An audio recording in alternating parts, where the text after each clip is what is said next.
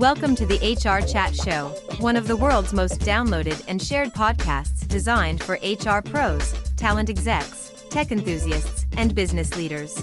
For hundreds more episodes and what's new in the world of work, subscribe to the show, follow us on social media, and visit hrgazette.com. Welcome to another episode of the HR Chat Show. Hello, listeners. This is your host, this time, Bill Banham. And joining me on the show today is none other than the wonderful, fabulous, fantastic Ian Knowlson, a recruitment industry nerd, growth coach, and business mentor who utilizes his 40 plus years. He must have started when he was about 10, 40 plus years experience establishing and growing businesses in the recruitment sector to assist his clients create, develop, and deliver high growth strategies and visions for their companies. Ian, my friend, how are you? Welcome to the show. I'm good, Bill. Thank you very much for having me back on. And it's always great to talk to you. I'm looking forward to the next half an hour or so. I've got no idea where we're going to go. It's a little bit like getting on a boat and just seeing where we end up. So let's crack on. Let's have a bit of fun. I wish we'd hit record earlier because all the things that we were going through before we hit record, this was also terribly interesting. Let's try and touch upon some of that. Ian, for those listeners who are not familiar with you beyond my reintroduction just a moment ago, what can you add? Give us a bit of a lowdown on yourself, your career background, and of course, what gets you up in the morning. I spent 40 years in the recruitment space. I worked the final 10, 15 years of my life for the Hays group of businesses. I was involved in running some Hays operations in Europe. I worked in Germany, actually physically went into Germany and worked there for 12, 18 months.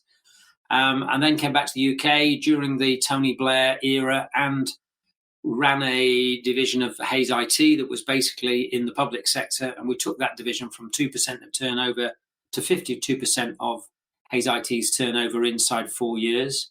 Did a lot of work with talent acquisition with some government departments, then went into managed service, sold some managed service to various government departments, NHS Connected for Health, DWP, who else? Yeah, Foreign and Commonwealth Office. So yeah, all good stuff. But I left that world 15 years ago to do what I do now. And yeah, you touched on passion. That's what I'm passionate about. I'm passionate about people. I'm passionate about helping people to transform their lives. And actually, yeah, I don't like using the word in a way, but you are actually, when you're a coach, you're taking people on a journey. You're their guide and support. And that's why I get up in the morning. And I'm, in my early 60s now, but I still love what I do. And as you can tell from what we were talking earlier, I'm very passionate about where we as recruiters and as talent acquisition teams are going to go over the next 10, 15 years. Which is a great lead into my next question, which is basically what's going to happen in that world in the next 5 to 10 years. You've worked in the TA and recruitment industry for 40 years, and you talk about the seismic changes that AI is bringing to recruitment. We're all seeing it at the moment. What do you see as the biggest opportunity, Ian, for recruitment leaders, specifically leaders, in 2025 and beyond? That's a great question. And it kind of brings me to where I am at the moment in my career. And that is, I'm heavily involved with the industry body APSCO, which is in the professional sector. And what I've realized over the last couple of years is AI is touching every part of our recruitment sector, of whether you're in-house, whether you're working in agencies. And I think it's a time for leaders to, well, as I call it, reimagine their recruitment business. The speed of change from ChatGPT 3.0 to 4.0 to now 4.5 and the next iterations in that world are quite powerful. They're quite seismic.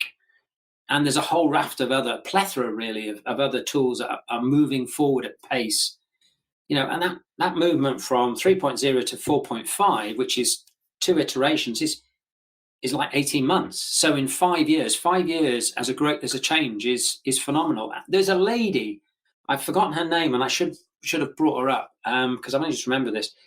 She's called Dr. Nadia. She's called the Reinvention Queen. You probably should get her on your podcast. She's amazing. She and her team from, I don't think it's Stanford, but it's one of the American universities. She's done a research into change and business models in the 20th century and then to the 21st. And what she discovered, or what the team discovered, is in the 20th century, the average business model lasted 70 years. So the Ford motor car and Cadbury's and 3M and all these people, whatever this process and systems they were using to build and sell their products, probably didn't change much for 70 years. Since we've come into the 20th century, in the first decade, 2 decades of the 20th century, the average business model lasted 10 years. Now, that's quite a change from 70 to 10 years. But what's even more frightening, is if you look at the speed of change from where we are now, where we have been in the last 10, 15 years to where we are now, the speed of change is every 3 years. So 3 years is probably equivalent to 70 years in the 20th century and 10 years at the beginning of the 21st. That's kind of where we're at. So what's the challenge? The challenge is for leaders to get ahead of this, to understand. And often when I run leadership programs, I talk about VUCA. You understand the term VUCA? I can see you nodding. And there's VUCA leadership, which goes alongside that. So for the listeners who are not familiar, VUCA stands for velocity of change, the uncertainty of the world we live in, talk about complexity of change and ambiguity. Those are the 4 challenges that leaders have. And VUCA leadership is counteracting velocity with a vision. So all good leaders now need to have a vision. Without it, I think you're lost. And I think most of us who were in leadership positions during COVID will probably remember that without a vision, we went through a storm with COVID, and as you came out the other side of it, you needed that vision so you could recalibrate and reset your course into the future. You counteract uncertainty with understanding. So leaders need to be able to bring an understanding. And for me, where we get understanding, and I'll link this into AI in a minute, is from data. You need data-driven decision-making more now than you ever did. So you need to have good data. And then you get on to, with complexity, the way to counteract that is give clarity. So clarity is how do you take that understanding, link it into the leadership, give direction. And the final one is agility. So those are the 4 ways that you counteract that world of change that we're in. And I would actually add a 5th one, which is probably the most important because of AI, and that is emotional intelligence, Bill. So pick up whichever of those threads you like, and we'll happily, go somewhere else. Thanks for listening to this episode of the HR Chat Podcast. If you enjoy the audio content we produce, you'll love our articles on the HR Gazette. Learn more at hrgazette.com. And now, back to the show. And one thing that I'd like to pick up on there is this idea of a business lasting only a few years now compared to 70 years back in the day. How does a potential employer sell that to a candidate? What does that conversation look like if the promise is you can come along on the ride with us, but that ride might only last a few years? This is not a job for life. What does that conversation look like? Does that mean the benefits are going to be better? Does that mean equity? Tell me more. What Dr. Nadia says, and the reason I can't remember her surname is she's from Uzbekistan, and it's not an easy word, and it's got Z's and X's in it. So, but if anybody wants to know what it is, happily message me on LinkedIn. I will send you a link. She's the reinvention queen, they call her. She's written a book about it. And she says the solution, therefore, is leaders need to be constant. So you can't just wait 3 years for your system and your business model to become redundant. You have to be continually reinventing. So to answer your question, no, you can't bring somebody in today and say, this is a great business and we'll be here in 50 years' time.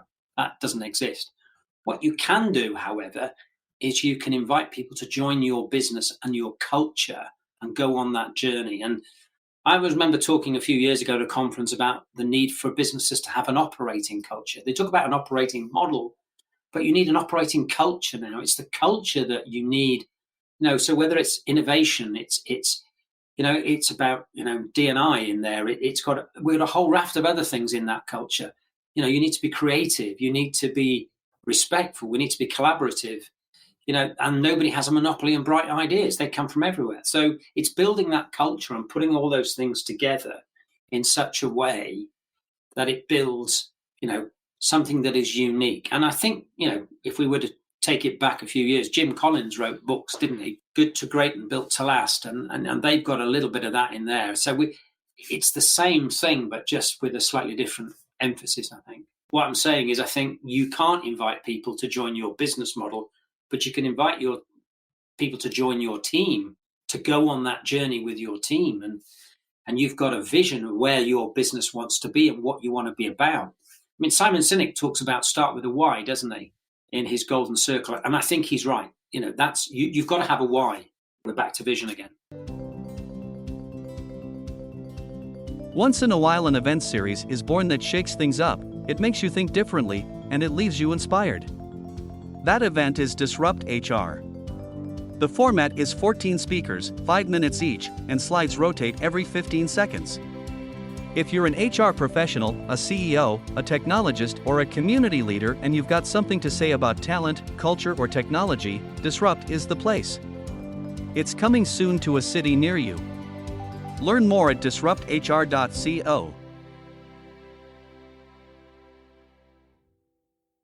Shameless plug. Please do check out the episodes I've recorded with Simon Sinek's right-hand man, Stephen Shedletsky. He still holds the record, I think, for the most downloaded episode. Stephen, if you're listening, hello. Let's catch up sometime soon. Okay, let's switch that question, if you don't mind. Why should a candidate take a job anymore? What I mean by that is, here's some context. Before you and I hit record today, you shared a story of a conversation you had with a young person who, over the last 12 to 18 months, has actually built a whole new career for himself, a new job for himself by becoming something of an AI expert. The rate of change at the moment caused by AI, the different versions of ChatGPT you mentioned a little while ago, is it actually a better idea for someone who's a moderately intelligent, somewhat savvy, to not go down the traditional career route anymore and jump on all of this stuff and start their own thing? If it's your preference and that's what floats your boat, then the answer is do it. Toby, who I was referring to, Toby was in the same school year as my youngest son. And there are certainly plenty of young men who've gone off and done, or are going to do what Toby's done. But equally, there are plenty of young men and women who don't want to do that. It's not their thing. They want to be a part of something. They want to be a part of a team. And because they don't, personal preferences, we're talking Myers-Briggs or insights or whatever, that's not they're not solos, they're not leaders, they want to be part of a group, and that's what floats their boat. And I do think for mental well-being reasons, community and being part of a community is fundamentally important, Bill. So and I'm, more than happy to do that with people that do, but equally, I totally respect why some people wouldn't. I don't know if that's answered your question. I think it probably has, but you know what? It's your wordsmith, sir. So I'll take it.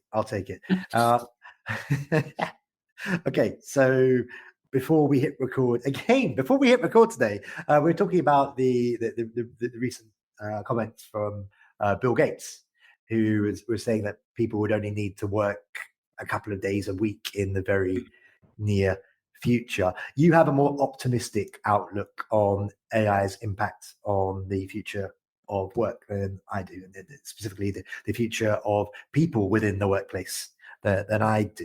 You've said that AI won't replace the human touch in recruitment. Can you unpack which human skills you believe will become even more valuable in an AI-driven market?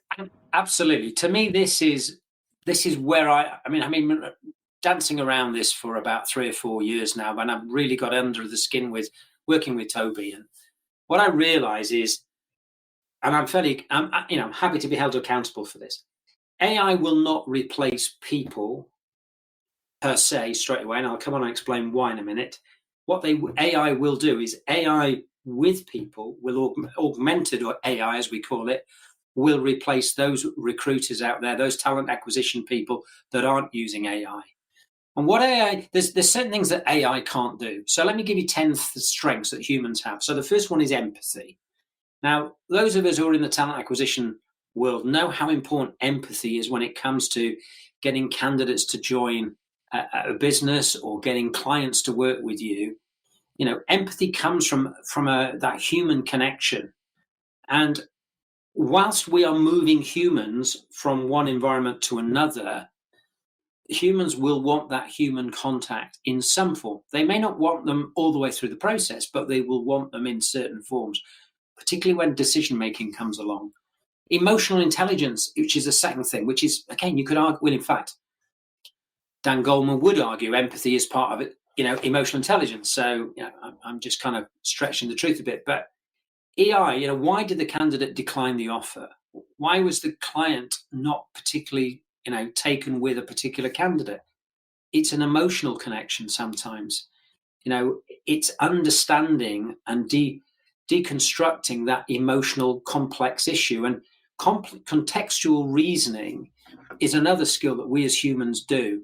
Contextual reasoning and I explain that is understanding how broader factors like the timing of an offer or the marketplace or the business stage where it's at, what we were talking about a minute ago, how that affects decisions. Why is one hire more urgent than another? Why is the candidate hesitating and not taking the offer? Sometimes you look at an offer and you think salary's more than they were earning, location's closer, the business is got a great, EVP, sorry, not EVQ. And you're saying, well, why is the candidate not taking the offer? And you have to deconstruct and you have to go deeper and you find out, well, there's some personal stuff there. There's some personal stuff that picks up on experiences they've had in the past, and it's far more complex. So those are things that, for me, you can't replace. So what you can replace is that process bit. Toby and I were talking about this only today, and what he was saying is he uses a note taker, and the note taker, he's slightly dyslexic. He won't mind me sharing this with you. Slightly dyslexic. So when he's talking to a candidate on the phone, without the note taker, he's having to use a fair amount of his mental capacity to write the notes down and put them into a CRM. With a note taker, he just focuses on the candidate, using Stephen Covey's levels of listening. He's at a much higher level of listening. He can intuit what the candidate is thinking. Back to what we just talked about, he can build empathy, he can build trust. And at the end of the conversation, he can press a button and all of that summary of that conversation goes straight into his CRM. That's how AI is supporting the process. So, and there's a whole raft of other things: negotiation, persuasion, creativity. These are things, when a client has a particular challenge or a talent problem, your TA guys will, having worked in the outsource world, I remember doing some fairly complex recruitment for the DWP, and we couldn't fill 20 jobs in the northeast of England. And via John Hutton, who was the minister at the time, we were asked to come up with a solution that would fill those 20 jobs. And the solution that we came up with was, we'll move them from the northeast to the northwest, because there's a greater pool of candidates with those skills. And it's like, well, how do you do that? And how do you do it in such... So it's that creativity, which, would a computer come up with? I guess it probably would, but somebody would have to ask it to point it in the right direction. So that's why I'm more positive, because I see the laborious, boring bits of recruitment shrinking, and that empowered business owners and empowered recruiters can get to that talent, can help businesses move it forward. My concern is with junior folks, regardless of their role, whether it's recruitment, law. Look at law. Look at all the solicitors junior solicitors that won't have a job very, very soon. Whether that's a good thing or a bad thing. And that's because all of those more mundane things, more junior level. Paralegal, I think you're talking about. Paralegals, yeah. And qualified solicitors as well, coming out of university, who in the first 5 years trying to get experience. There's a whole bunch of things in terms of creating contracts that can be done by AI today, as an example. To a degree. Those are the folks that I worry about. You focus mainly on leaders there. The future's bright, maybe, for leaders. It's the more junior folk that I do worry about. Well, it's interesting you say that, and I don't necessarily disagree, Bill, but there are jobs being created all the time. So what I just talked about a minute ago is a whole set of skills which are part of the process. But let me give your audience and you something to think about. If we're reshaping and redesigning jobs, and a lot of consultants in business are sharing this with me, we as recruiters are going to be at the forefront of the AI generation. What they talk about is the fractionalization of work. So by that, what I mean is, let's suppose you have two candidates or two employees who leave a business. The employer is probably not going to replace them with like for like. They'll deconstruct their jobs and look at all the tasks. And yeah, you're quite correct. Some of those tasks can be performed by AI. Some of them can be performed by the human, but with AI and augmenting it, they can be more efficient. And so you come up with a new role, a new job. And as this is happening at pace and people are being displaced not in ones and twos, but in 20s and 30s, then you need consultants to, you have employment architects. Okay, in HR, we call that organizational design. But it's one thing to design a role, but if you don't know where those skills exist, and I worked in IT recruitment for quite a long time, and the number of times a new technology would come would actually come into place, and businesses would want to recruit them and say, well, yeah, I can't remember. NT Windows came in the late 90s, and I remember, everybody wanted, Windows NT engineers, and they couldn't get them. So what did they do? Well, they had to get Novell engineers or old Windows engineers and retrain them and reskill them. Now, if that happens at pace across all of our sector, it's where do we find these people with, two-thirds of the skills, or maybe a third of the skills, but has the behavioral competencies. For me, recruitment is going to change because business owners need to think about, well, actually, if AI is going to change, do I need these hungry, aggressive hunters that go out there and are, in the way that they do recruitment, or do we need people that are good at building relationships? So I've talked about emotional intelligence, and I don't wish to disrespect a high percentage of the recruitment industry, but certainly from the side of the fence that I've worked on in recruitment, maybe some of the most successful people are much more aggressive, high-powered salespeople than they are relationship builders. Well, now if we're moving to a world in which you might need some of those people to acquire the vacancies and the relationship with the client in the first place, but no, that's not the way it's going to work. Your talent acquisition people will know that it's about building rapport with candidates and hiring managers and that hiring community. That's a different skill. And whilst that exists in the large corporates and the RPO and the MSP businesses, I think that is going to travel down to the small SMEs. So redesign, restructuring, rebuilding, there are lots of new jobs that are being created. We all know what a vlogger is now, but it didn't exist 10 years ago. Yeah, and I think there's also, just to add to that, the generational differences. I think you called me an old codger before we hit record today. I'm a millennial, born in '83. A xennial is another term, somewhere in between the previous generation and the millennials. But my understanding of these Gen Zers is they are looking for more authentic relationships. They don't want to be sold to. So if you've got that aggressive recruitment consultant, they're not going to resonate with those folks, right? So there's another reason to adapt and to change. Anyway, I could go on about this with you for ages, but we are running out of time. So 2 more questions for you for today. Okay. Last time you and I caught up a couple of weeks ago, we were chatting about all sorts of things. I mentioned that we are doing an event in Manchester, a Disrupt event in Manchester, and you have kindly offered to be a speaker there. You and I are also talking about doing some exciting things in the forms of meetups in Manchester and Liverpool.